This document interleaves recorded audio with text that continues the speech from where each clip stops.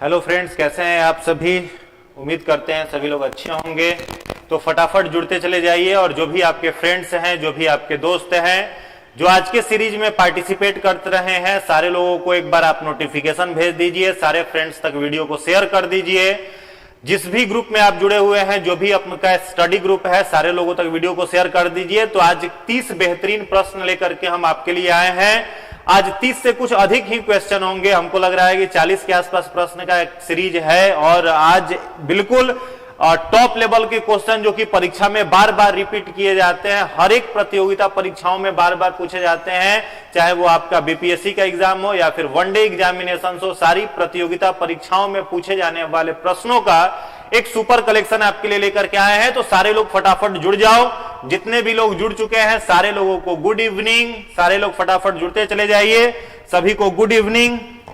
जितने सारे लोग जुड़ चुके हैं सारे लोगों को गुड इवनिंग। फटाफट जुड़ जाओ। आदित्य झा, संजू कुमारी, रोशन कुमार, रजनीकांत कुमार, जैकी कुमार, सारे लोगों को गुड इवनिंग। चलिए बहुत समय नहीं लेते हुए आज के सीरीज को शुरू करते हैं। आज का पहला प्रश्न आपके स्क्रीन पर है, ध्यान से पढ़िए, फिर उसके बाद आराम से उत्तर दीजिए, कोई जल्दबाजी नहीं है।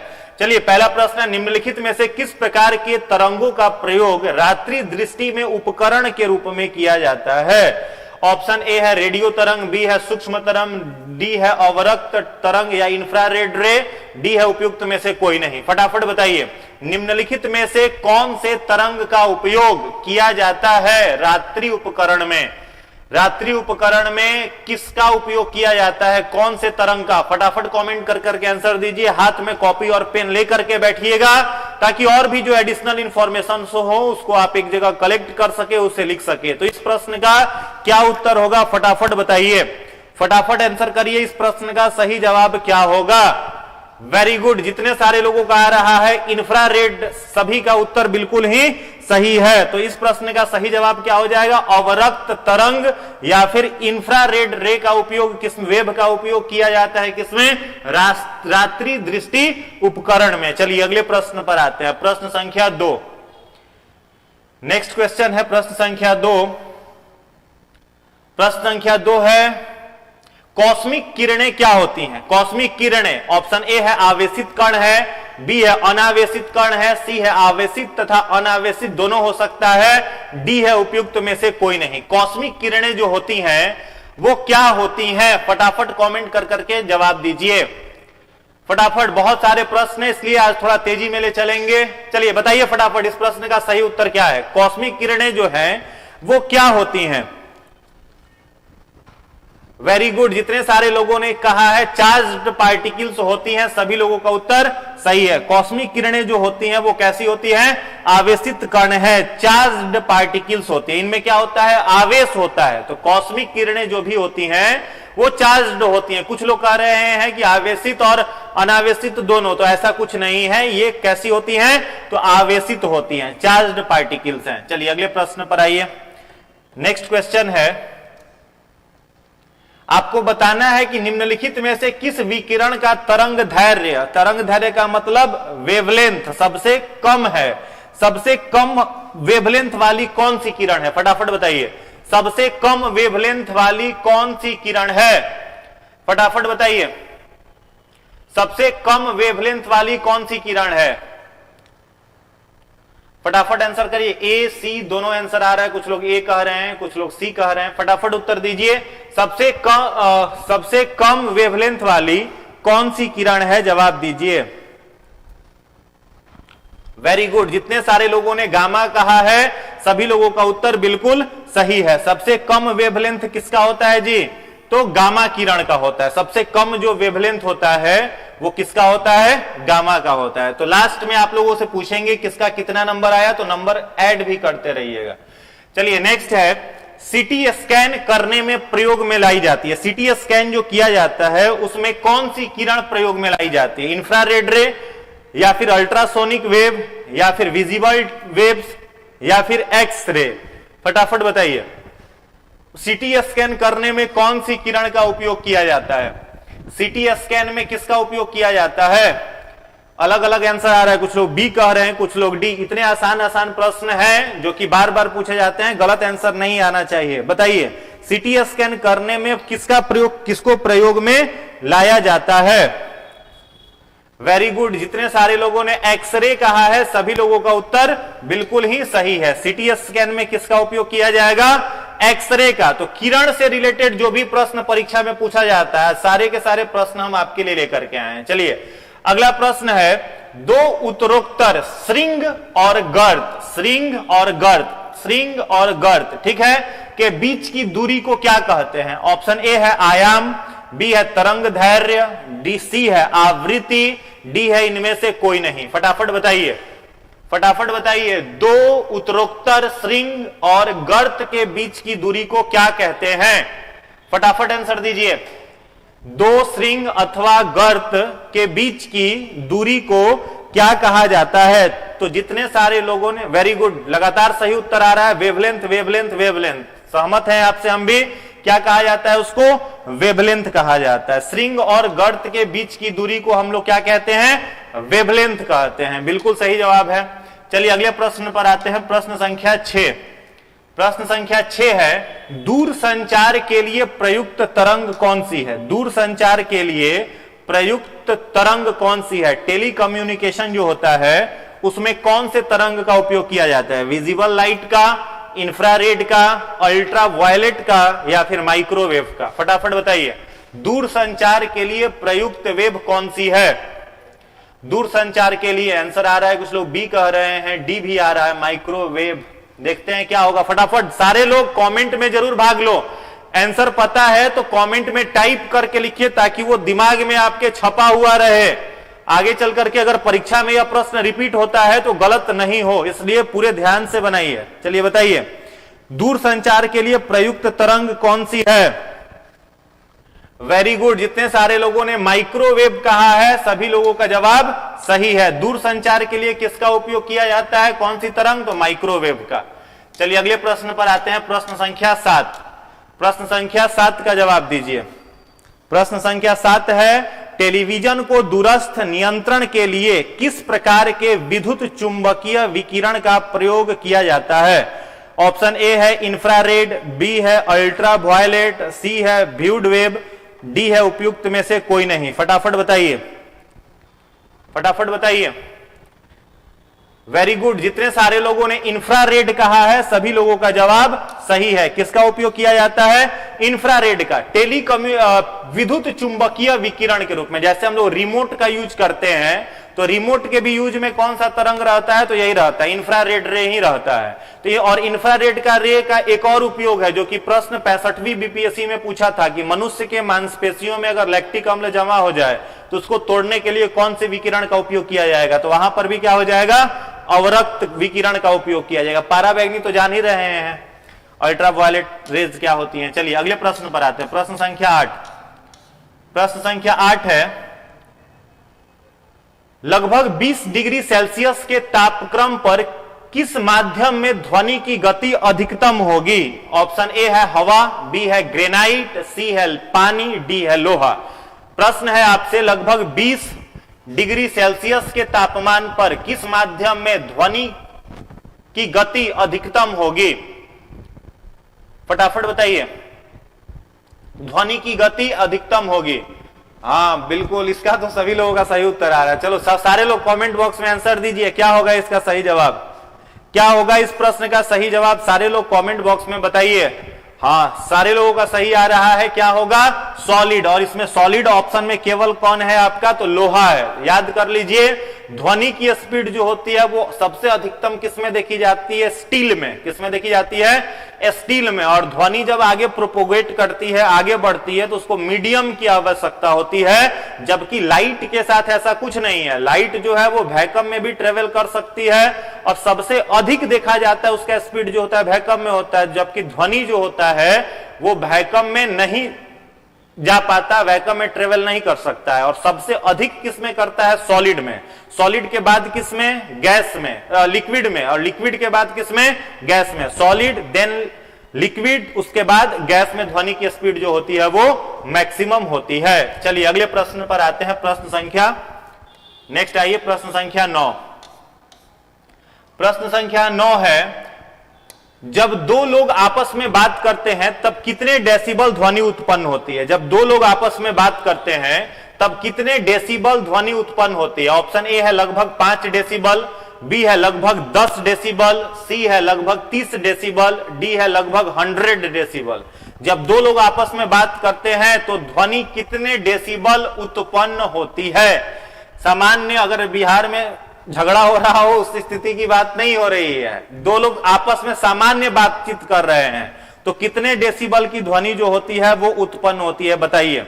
हाँ, बहुत लोगों का सही जवाब आ रहा है 30 डेसिबल, बिल्कुल सही है। क्या होगा इस प्रश्न का उत्तर? तो लगभग 30 डेसिबल, यानी ऑप्शन सी जो है इस प्रश्न का सही जवाब है। जब दो लोग आपस में बात करते हैं तो कितने डेसिबल की? तो 30 डेसिबल की ध्वनि जो होती है वो उत्पन्न होती है। चलिए अगले प्रश्न पर आते हैं, प्रश्न संख्या 10। ध्वनि ऊर्जा का विद्युत ऊर्जा में परिवर्तन किया जाता है। साउंड एनर्जी जो है उसको इलेक्ट्रिकल एनर्जी में कन्वर्ट कौन करता है? ऑप्शन ए है माइक्रोफोन के द्वारा, बी है लाउड स्पीकर के द्वारा, सी है सौर कोशिका के द्वारा, डी है ग्रामोफोन के द्वारा। फटाफट बताइए, फटाफट बताइए। ध्वनि ऊर्जा को विद्युत ऊर्जा में परिवर्तित किसके द्वारा किया जाएगा? माइक्रोफोन के द्वारा, या लाउड स्पीकर के द्वारा, या सौर कोशिका के द्वारा, या फिर ग्रामोफोन के द्वारा? आंसर आने लगा। कुछ लोग ए बी, इसमें भी अलग अलग आंसर आ रहे हैं। चलिए बताइए, सारे लोग कमेंट बॉक्स में आंसर दीजिए, क्या होगा? बहुत आसान सा क्वेश्चन है। हाँ, जितने सारे लोगों ने माइक्रोफोन कहा है सभी लोगों का सही है। क्या हो जाएगा? माइक्रोफोन। तो ध्वनि ऊर्जा किसमें बदल जाती है? विद्युत ऊर्जा में। किसके द्वारा? माइक्रोफोन के द्वारा। चलिए, तो जितने सारे लोगों ने माइक्रोफोन कहा है सभी लोगों का उत्तर बिल्कुल बिल्कुल ही सही है। अगले प्रश्न पर आते हैं, प्रश्न संख्या 11। प्रश्न संख्या 11, मनुष्यों के लिए मानक ध्वनि स्तर कितना है? फटाफट बताइए। मनुष्य के लिए मानक ध्वनि स्तर जो है वो कितना है? 90 डीबी, 60 डीबी, 120 डीबी, या फिर 100 डीबी? फटाफट बताइए, फटाफट बताइए, फटाफट।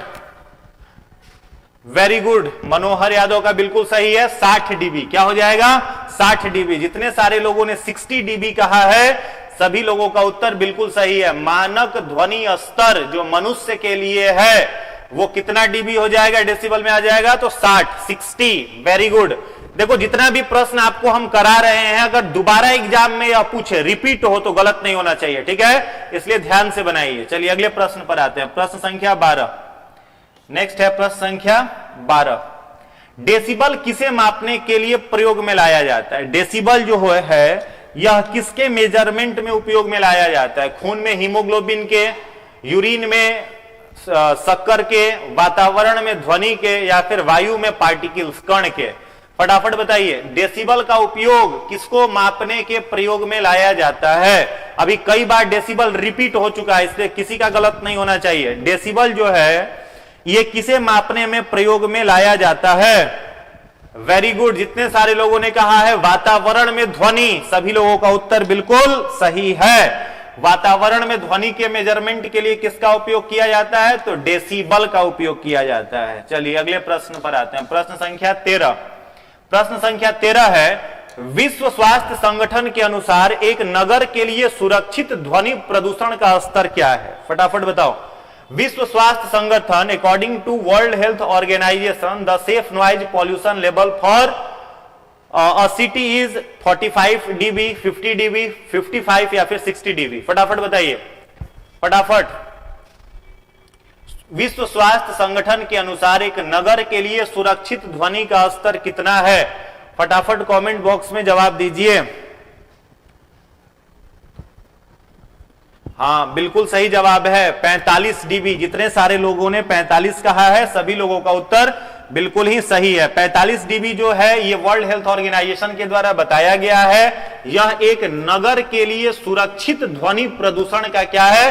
स्तर है। साउंड अगर एक्स्ट्रा इसके अलावा आता है, यानी 60 डीबी के 45 डीबी के अलावा आता है तो साउंड पॉल्यूशन का जो रेट है वो क्या माना जाएगा? इंक्रीज्ड माना जाएगा। साउंड भी अगर एक्सट्रीम है, नॉइज के रूप में होता है तो वो भी पॉल्यूशन में ही उसको काउंट किया जाता है। तो यानी नॉइज भी क्या है? एक प्रकार का पॉल्यूशन है, ठीक है? तो नॉइज पॉल्यूशन भी होता है। चलिए अगले प्रश्न पर आइए। नेक्स्ट है चंद्रमा के धरातल पर दो व्यक्ति एक दूसरे की बात नहीं सुन सकते हैं क्योंकि, 4 ऑप्शन है, फटाफट बताइए। चंद्रमा के सतह पर दो व्यक्ति एक दूसरे के बातचीत को क्यों नहीं सुन सकते हैं? फटाफट बताइए। आंसर आने लगा। काजल कुमारी कह रही हैं बी, जैकी कुमार बी, नाजिया साहबा, सबका बी आ रहा है, बी आ रहा है, यानी चंद्रमा पर वायुमंडल नहीं है। सभी लोगों का उत्तर बिल्कुल सही है। क्या हो जाएगा? चंद्रमा पर क्या नहीं है? वायुमंडल नहीं है। अगर दो आदमी हो वहां पर चंद्रमा पर और दोनों कान के पास जाकर के भी चिल्लाएगा ना, तो दोनों को एक दूसरे का आवाज सुनाई नहीं देगा। इसलिए वहां पर जो लोग होते हैं इशारों से बातचीत करते हैं। तो चंद्रमा पर वायुमंडल की अनुपस्थिति के कारण दो लोग एक दूसरे की बातचीत को नहीं सुन सकते हैं। चलिए अगले प्रश्न पर आइए। प्रश्न संख्या 15, फटाफट बताइए। प्रश्न संख्या 15 का, निम्नलिखित में से किस माध्यम में ध्वनि अपेक्षाकृत तेज चलती है? वही प्रश्न जो है एक बार रिपीट हो गया है, फिर से फटाफट बता दीजिए। सेम प्रश्न है, सेम हो गया है, रिपीटेड है, बताइए। निम्नलिखित में से किस माध्यम में ध्वनि अपेक्षाकृत तेज चलती है? फटाफट जवाब दीजिए। ध्वनि जो है वो अपेक्षाकृत तेज चलती है, बताइए। तो सॉलिड ही होगा, और सॉलिड में क्या है? यहां पर केवल लोहे की छड़, आयरन रॉड। अगले प्रश्न पर आइए। प्रश्न संख्या 16, नेक्स्ट है, तीसरे और चौथे समूह के ऑक्साइड, केमिस्ट्री का प्रश्न है। तीसरे और चौथे, थर्ड एंड फोर्थ ग्रुप जो है उसके ऑक्साइड जो होते हैं उनका प्रॉपर्टी क्या होता है? वो बेसिक और एसिडिक होते हैं, या केवल बेसिक होते हैं, या एसिडिक होते हैं, या उदासी होते हैं? फटाफट बताइए क्या होगा इसका उत्तर। तीसरे और चौथे ग्रुप के जो एलिमेंट्स हैं, ऑक्साइड हैं, उनका गुणधर्म क्या होगा? उनका गुणधर्म बताना है, फटाफट बताइए क्या उनका गुणधर्म होगा। तीसरे और चौथे समूह के ऑक्साइड का गुणधर्म क्या होगा? बेसिक और एसिडिक दोनों। क्या होगा? बेसिक और एसिडिक दोनों। तो बेसिक और एसिडिक दोनों, यानी प्रश्न ऑप्शन क्या हो जाएगा इसका? ए, ठीक है। तीसरे और चौथे समूह के ऑक्साइड जो होते हैं वो बेसिक भी होते हैं और एसिडिक भी होते हैं, इसलिए इसका सही उत्तर क्या हो जाएगा? बेसिक और एसिडिक दोनों। याद कर लीजिए, तीसरे और चौथे ग्रुप के ऑक्साइड बेसिक और एसिडिक दोनों होंगे। चलिए अगले आइए। सेकेंड ग्रुप जो होता है वो किसका होता है? तो एल्कली अर्थ मेटल का होता है, ठीक है। पीरियोडिक टेबल का जो सेकेंड ग्रुप है वो एल्कली क्या होता है? एल्कली अर्थ मेटल्स होता है। और फर्स्ट ग्रुप जो है वो केवल एल्कली मेटल्स का है, ठीक है। तो इस आधार पर क्या हो जाएगा? दोनों हो जाएगा। नेक्स्ट है, हैलोजन में सबसे अधिक अभिक्रियाशील कौन है? हैलोजन मतलब समझ ही रहे हैं, नमक वाला मामला है। यहां पर वो समुद्र के नमक में पाए जाते हैं सारे के सारे। तो हैलोजन का सबसे अधिक अभिक्रियाशील, मोर रिएक्टिव पूछा जा रहा है आपसे, कौन सा है? फ्लोरीन है, क्लोरीन है, ब्रोमीन है, या फिर आयोडीन है? बताइए। हैलोजन ग्रुप का सबसे अधिक अभिक्रियाशील कौन सा है? हैलोजन ग्रुप का सबसे अधिक अभिक्रियाशील कौन है? फ्लोरीन, क्लोरीन, ब्रोमीन, या फिर आयोडीन?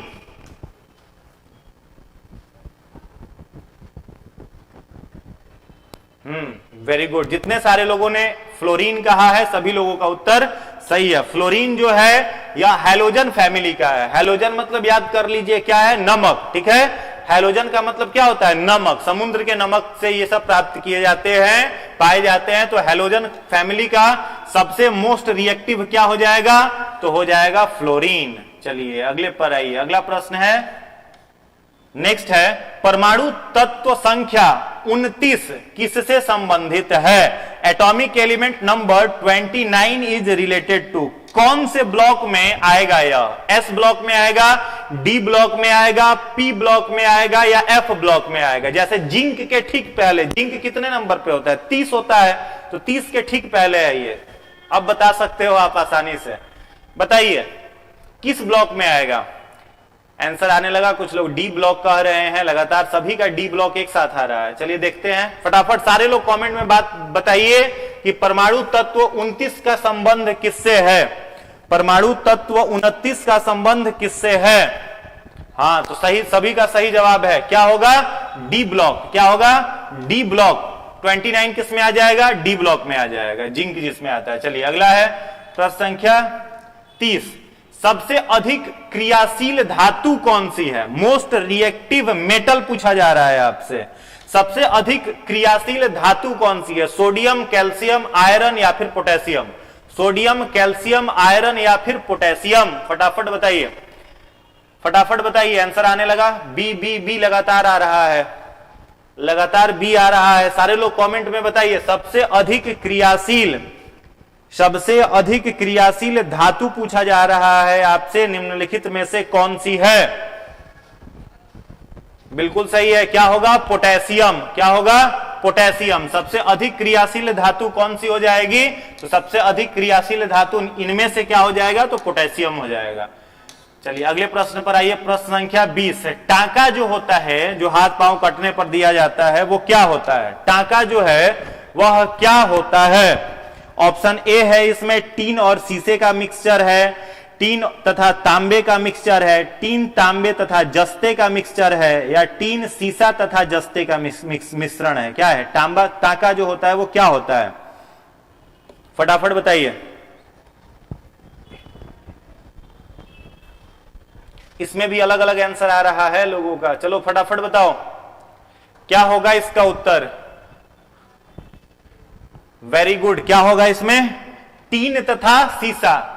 टीन तथा शीशा का मिक्सचर है। किसका होगा? टीन और शीशा का मिक्सचर। इसीलिए वो क्या होता है? टांका देने के बाद शरीर के अंदर वो क्या होता है? रिएक्शन नहीं करता है, और बाकी के हाथ होते तो रिएक्ट कर जाते। तो याद कर लीजिए, टीन का तथा शीशे का मिक्सचर क्या होता है? तो टांका होता है।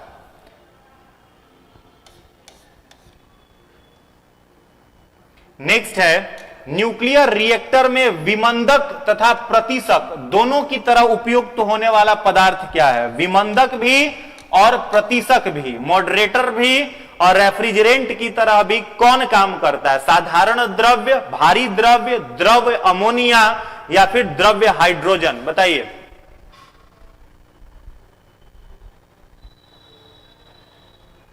फटाफट बताइए।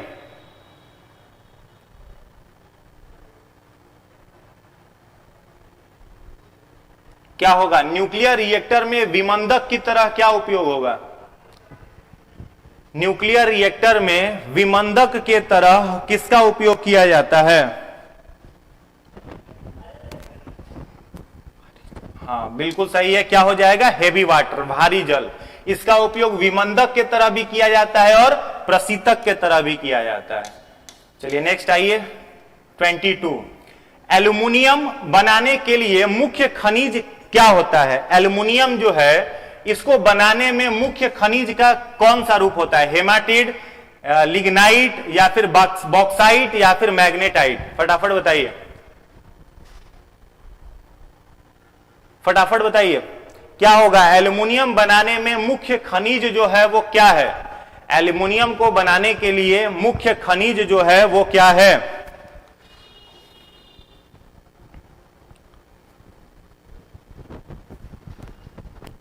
सबका सही है यह उत्तर, बॉक्साइट। वेरी गुड, क्या हो जाएगा?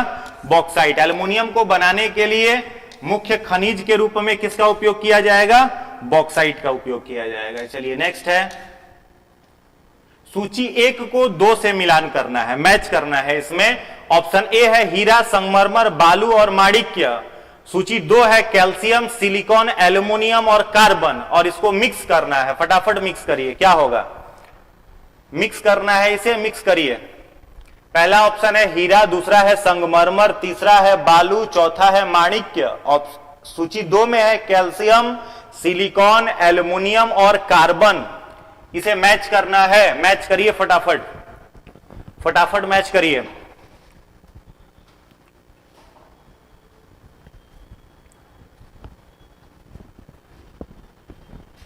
फटाफट मैच करिए। वेरी गुड, जितने लोगों ने डी, हाँ वेरी गुड, जितने लोगों का आंसर डी आया है सभी लोगों का उत्तर सही है। डी जितने लोगों ने बोला है सभी लोगों का उत्तर सही है, यानी डी का मीनिंग हो जाएगा हीरा जो है वो किस में चला जाएगा? तो सभी लोग जान रहे हो क्या हो जाएगा? यह कार्बन हो जाएगा।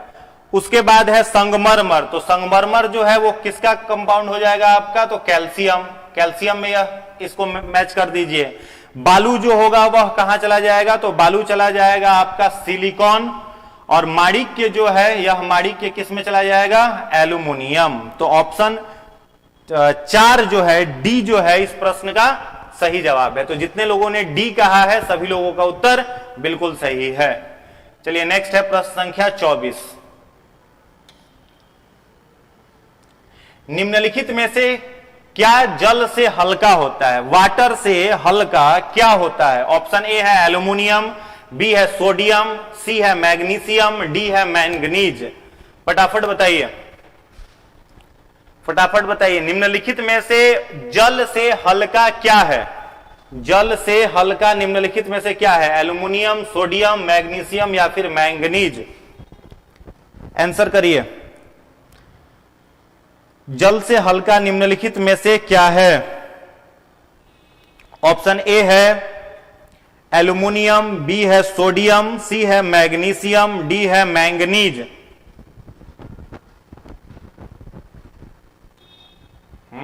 बिल्कुल सही है। क्या हो गया? सोडियम होगा इस प्रश्न का सही जवाब। चलिए नेक्स्ट है प्रश्न संख्या 25। 25 है जंग रहित लोहा बनाने में प्रयुक्त होने वाला महत्वपूर्ण धातु क्या है? जंग रहित मतलब जो रस्ट फ्री हो, रस्टलेस, रस्ट जिसमें नहीं लगे, वैसा लोहा बनाने के लिए महत्वपूर्ण धातु क्या है? एल्यूमिनियम है, कार्बन है, क्रोमियम है या फिर टीन है? फटाफट बताइए। जंग रहित लोहा बनाने में प्रमुख जो तत्व है वो क्या है? प्रमुख जो धातु है वो क्या है? प्रमुख धातु का नाम आपको बताना है। Very good, chromium. क्रोमियम सभी लोग कह रहे हैं, तो क्रोमियम के साथ हम भी हैं। क्रोमियम जो है इसका उपयोग किसमें किया जाता है? तो जंग रहित लोहा बनाने में उपयोग इसका किया जाता है। नेक्स्ट है खट्टे स्वाद के लिए कोशिकाएं जिह्वा के किस भाग पर होती हैं? जो खट्टा स्वाद होता है इसकी कोशिकाएं जिह्वा के किस भाग में है? अगले भाग में, पिछले भाग में, पार्श्व भाग में या मध्य भाग में? खट्टे स्वाद के लिए कोशिकाएं जो है वो जीभ के किस भाग में है? फटाफट उत्तर दीजिए। खट्टे स्वाद के लिए कोशिकाएं जीभ के किस भाग में है? फटाफट जवाब दीजिए। खट्टे स्वाद के लिए कोशिकाएं जो होती हैं वो जीभ के किस भाग में है? सभी लोगों का सही है। किस भाग में है? पार्श्व भाग में है। पार्श्व भाग में। देखो हम लोग जो है केवल 3 ही प्रकार का स्वाद ग्रहण कर सकते हैं, स्वीट, सावर एंड बीटर, ठीक है। और इसके लिए जीभ के ऊपर क्या होता है? स्वेट ग्लैंड्स होता है। मान लीजिए इस तरीके का कोई जीभ है और यह प्रश्न बीपीएससी 66 में पूछा हुआ था कि जीभ के किस भाग से कड़वाहट का पता चलता है। तो कड़वाहट के लिए कौन रिस्पॉन्सिबल है? जीभ का सबसे लास्ट भाग, posterior part of the tongue. जीभ का जो अग्र भाग है यह मीठे के लिए है, ये वाला जो भाग है यह खट्टा और नमकीन के लिए है, और जीभ का जो लास्ट भाग है यह किसके लिए है? तो यह होता है बीटर के लिए। यह बीटर, ये स्वीट, ये हो गया स्वीट के लिए, और ये किसके लिए हो गया? दोनों सावर के लिए। और यहां पर जीभ के बीच में क्या होता है? तो जीभ के बीच में नो टेस्ट, कोई स्वाद नहीं, ठीक है, याद कर लीजिए। जीभ के बीच में क्या होगा? No taste. जीभ के पीछे बिटरनेस, मध्य में यहां पर साइड में क्या हो गया? सावर, आगे स्वीट, बीच में नो टेस्ट। लगभग 25 से 30 हजार स्वाद कलियां जो होती हैं वो जीभ के ऊपरी सतह पर पाई जाती हैं। चलिए अगले प्रश्न पर आइए। प्रश्न संख्या 27। लार निम्न में से किसके पाचन में सहयोग करता है? मनुष्य का जो सेलाइवा है वो क्या पचाता है? ऑप्शन ए है स्टार्च, बी है प्रोटीन, सी है रेसे, डी है वसा। सेलाइवा जो है वो क्या पचाता है?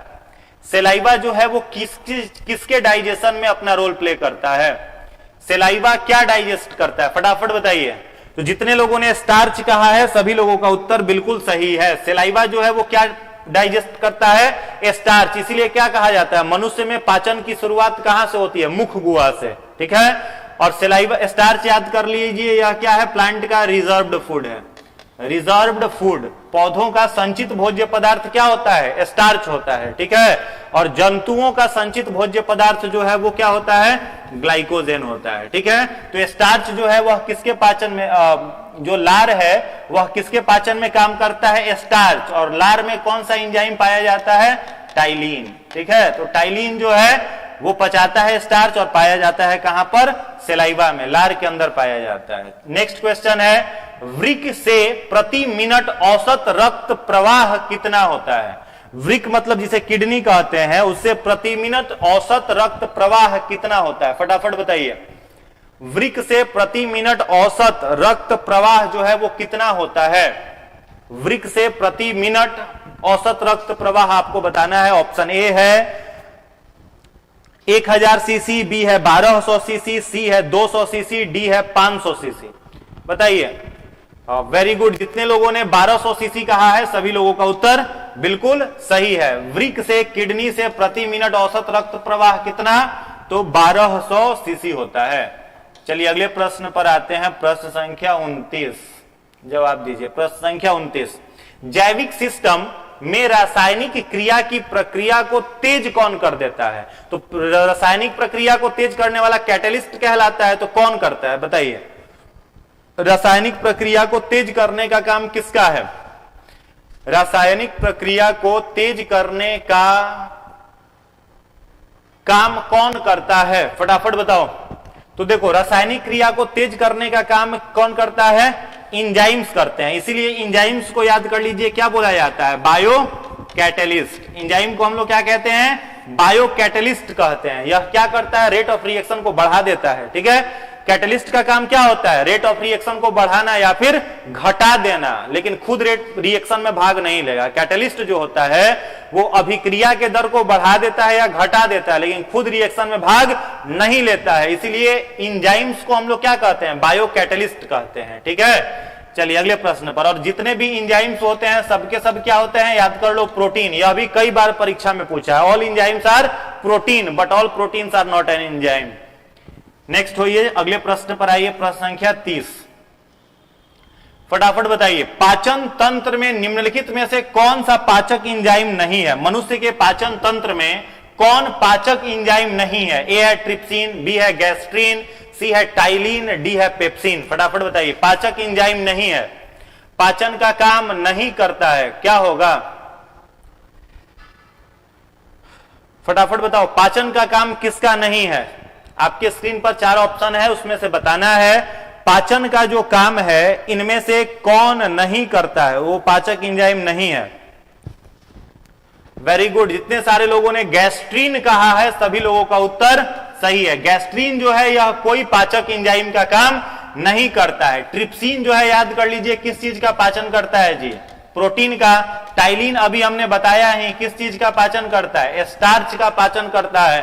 पेप्सिन जो है जिसको पेप्सिनोजेन कहते हैं, इनएक्टिव एंजाइम है। यह दूध में जो प्रोटीन पाया जाता है कैसीन। दूध में कौन सा प्रोटीन पाया जाता है? याद कर लो, कैसीन प्रोटीन। मिल्क प्रोटीन का नाम कैसीन, और कैसीन के पाचन में पेप्सिन भी काम आता है, प्रोटीन के पाचन में। चलिए नेक्स्ट है, अगला प्रश्न है अफीम किससे प्राप्त किया जाता है? अफीम जो है वह किससे प्राप्त किया जाता है? ऑप्शन ए है सूखी पत्तियों से, जड़ों से, बिना पके फल के लैटेक्स से, पके फल के लैटेक्स से। फटाफट बताइए। अफीम जो है वह किससे प्राप्त किया जाता है? अफीम किससे प्राप्त किया जाता है? फटाफट बताओ। अफीम इज ऑब्टेन्ड फ्रॉम। अफीम किससे प्राप्त किया जाता है? बिना पके हुए फल के लैटेक्स से। किससे प्राप्त किया जाता है? बिना पके हुए फल के लैटेक्स से। लैटेक्स जो होता है, जो एक्सक्रीटरी वेस्ट होता है, उससे प्राप्त किया जाता है क्या?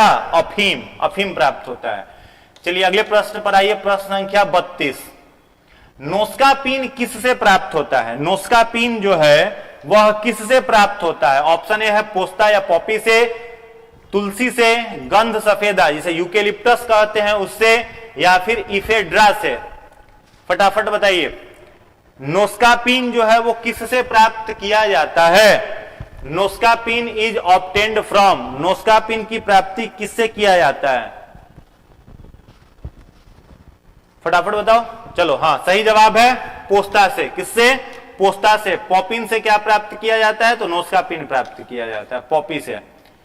चलिए नेक्स्ट है, प्राणियों और पादपों का उनके परिवेश से संबंध के अध्ययन को क्या कहा जाता है? ठीक है, प्राणियों का और परिवेश का जो संबंध है, जो रिलेशन है, उसे क्या कहते हैं? मानव जाति विज्ञान, वंश विज्ञान, आइकोनोलॉजी या फिर पारिस्थितिकी विज्ञान। फटाफट बताइए क्या कहते हैं? प्राणी और जीव के बीच के संबंध के अध्ययन के विज्ञान को क्या कहा जाता है? बिल्कुल सही। क्या कहा जाता है? पारिस्थितिक विज्ञान, इकोलॉजी। और इसके बारे में बताने वाले वैज्ञानिक कौन थे? तो ओडोम ने इसके बारे में बताया था। ठीक है, तो पारिस्थितिकी विज्ञान क्या होता है? तो study of relation between organism and environment. बाकी से आप तो परिचित हैं ही। ठीक है, मानव जाति विज्ञान, वंश विज्ञान, इसमें से क्या हो जाएगा? पारिस्थितिकी विज्ञान। इसमें जीव और उसके परिवेश का अध्ययन हम लोग करते हैं। चलिए नेक्स्ट है, अलेक्जेंडर फ्लेमिंग का नाम किस खोज से संबंधित है? अलेक्जेंडर फ्लेमिंग का नाम किस खोज से संबंधित है? रक्त का संचारण, अनुवांशिकता का नियम, ट्यूबरकुलम बैसिलस या फिर पेनिसिलिन? फटाफट बताइए। सही आंसर आने लगा। चलो डी डी डी लगातार आ रहा है, डी पेनिसिलिन। Very good. जितने सारे लोगों ने पेनिसिलिन कहा है सभी लोगों का उत्तर बिल्कुल सही है। अलेक्जेंडर फ्लेमिंग को किस लिए जाना जाता है? तो पेनिसिलिन। और याद कर लो पेनिसिलिन जो है यह क्या है? First antibiotic. फर्स्ट एंटीबायोटिक कौन सा है? पेनिसिलिन। और प्राप्त किससे किया गया था? एक फंजाई से। और फंजाई का क्या नाम था?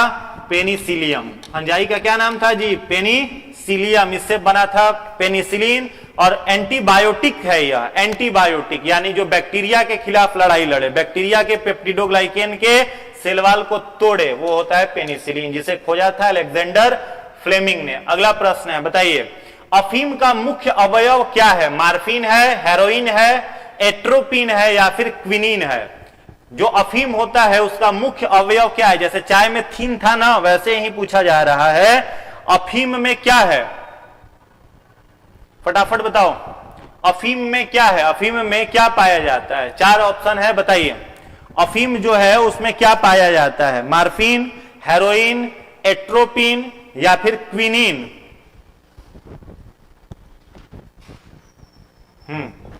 सबका सही जवाब है। क्या पाया जाता है?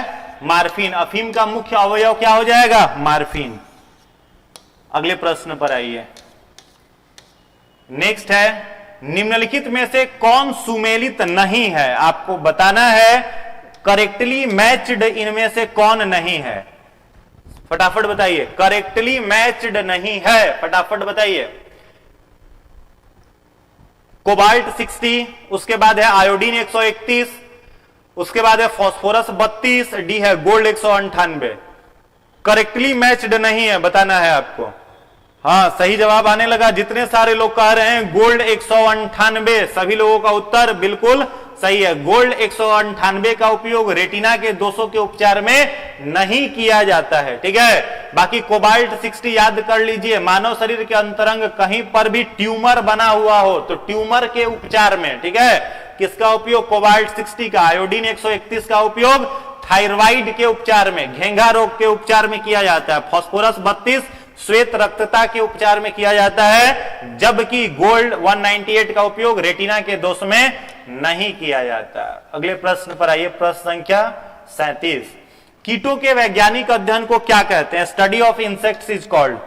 फटाफट बताइए। Study of insects is called. हाँ, ए जो है वो कैंसर में भी उसका उपयोग करते हैं। सही है शिवम झा जी। चलिए बताइए। क्लियर नहीं दिख रहा है, और कितना जूम करें? चलो बताओ। कीटों के वैज्ञानिक अध्ययन को क्या कहते हैं? फटाफट बताइए। वेरी गुड, एंटेमोलॉजी कहते हैं। जितने सारे लोगों ने एंटेमोलॉजी कहा है सभी लोगों का उत्तर सही है। क्या कहते हैं? एंटीमोलॉजी कहा जाता है। इक्थोलॉजी तो आपको याद है, हमने बताया ही था, मछलियों का अध्ययन। ठीक है, और एंटेमोलॉजी जो है वो क्या है? कीड़े मकोड़ों के अध्ययन को कहते हैं एंटेमोलॉजी। चलिए अगले प्रश्न पर आइए।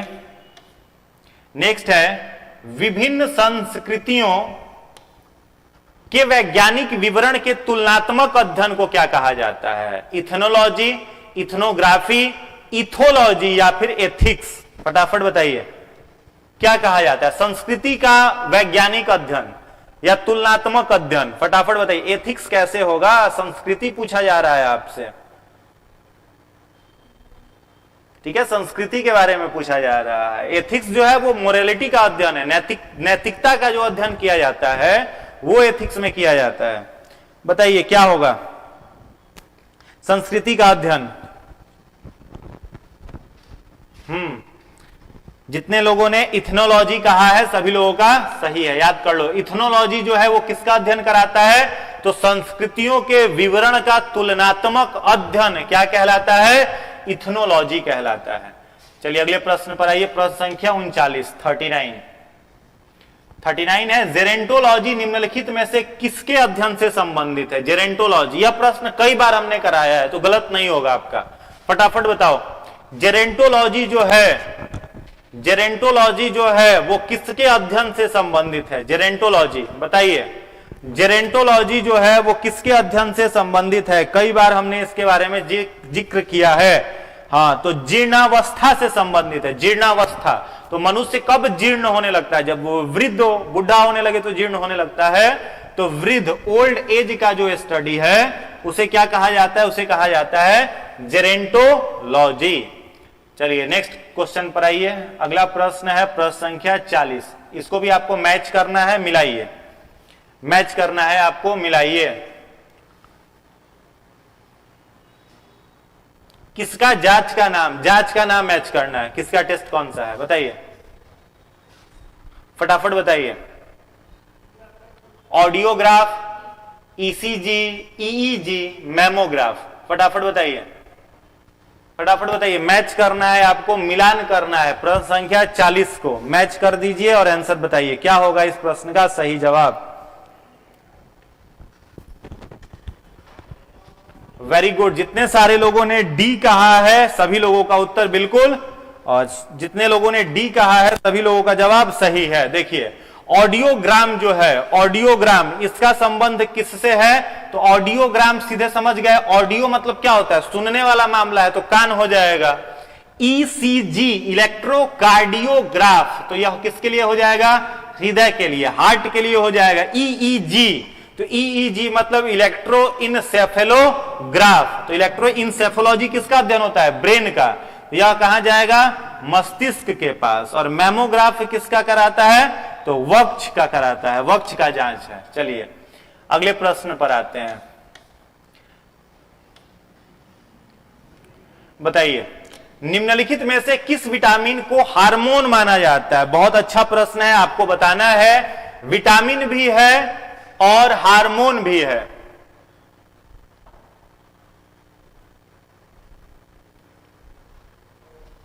फटाफट बताइए, निम्नलिखित में से किस विटामिन को हार्मोन माना जाता है? कौन सा विटामिन है जिसे हार्मोन भी माना जाता है? वेरी गुड, जितने लोगों ने विटामिन डी कहा है सभी लोगों का उत्तर सही है। विटामिन डी जो है इसे हम लोग क्या कहते हैं? तो विटामिन डी को हार्मोन भी कहा जाता है। और आज का अगला प्रश्न है, हमको लग रहा है एक और है इसके बाद, सेकंड लास्ट प्रश्न है, बताइए फंक जो है इन्होंने किसका आविष्कार किया था? फंक ने किसका आविष्कार किया था? बताइए, लास्ट प्रश्न, सेकंड लास्ट है। फंक ने किसका आविष्कार किया था? फंक ने किसका आविष्कार किया था?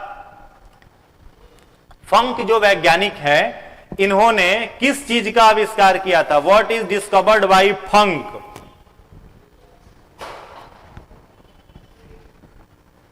वेरी गुड, क्या होगा इसका आंसर? विटामिन। किसका आविष्कार किया था? विटामिन का। एक और चीज याद रखेंगे, फटाफट आंसर दीजिए, क्या होगा? फंक। फंक ने किसका आविष्कार किया था? विटामिन का आविष्कार किया था। और एक और वैज्ञानिक थे हॉपकिंस, विटामिन से ही रिलेटेड एक प्रश्न पूछता है, हॉपकिंस। तो हॉपकिंस जो है इनका भी नाम किस में लिया जाता है? विटामिन में ही। तो एक ने आविष्कार किया था, हॉपकिंस ने क्या किया था? आविष्कार किया था। और फंक ने क्या किया था? नामकरण किया था। चलिए अगले प्रश्न पर आइए, आज का लास्ट क्वेश्चन है, सारे लोग उत्तर दीजिए, फिर पूछेंगे कि किसका कितना नंबर आया, लास्ट में बताना है आपको। नेक्स्ट है, निम्न में से किस समूह के जीवों का डूबने से हुई मृत्यु का पता लगाने में महत्व है? कोई अगर डूब जाता है और उसकी मृत्यु हो जाती है तो किसका उपयोग करके पता लगाते हैं? लाइकेन का, प्रोटोजोआ का, साइनो जीवाणु का, या फिर डायटम्स का? फटाफट बताइए, बताइए किसका उपयोग किया जाता है? फटाफट बताइए किसका उपयोग किया जाता है? तो जितने लोगों ने इस प्रश्न का उत्तर डायटम बोला है, सभी लोगों का उत्तर सही है। डायटम का उपयोग किसमें किया, हाँ वेरी गुड, डी, डायटम का उपयोग किसमें किया जाता है, डूब करके मृत्यु जिसका हुआ है उसमें इसका उपयोग किया जाता है। तो किनका कितना नंबर आया, फटाफट कमेंट बॉक्स में जवाब दे दीजिए कि किसका कितना नंबर आज के सीरीज में आया है। अगर नए प्रश्न आपको मिले हो और कुछ एडिशनल इंफॉर्मेशन मिले हो तो एक बार सेशन को लाइक कर दीजिएगा, दोस्तों तक शेयर कर दीजिएगा और खूब एनर्जेटिक होकर के, पूरा ऊर्जावान होकर के पढ़ाई करते रहिए। एग्जाम का दिन जो है वो काफी नजदीक है, ठीक है। तो बाहर के डेविएशन से बचिए, भटकावों से बचिए और अपने आप को पूरे के पूरे तरीके से केंद्रित कर दो अपने परीक्षा पर, निश्चित रूप से आपका रिजल्ट होगा। आप सभी का बहुत बहुत धन्यवाद, थैंक यू।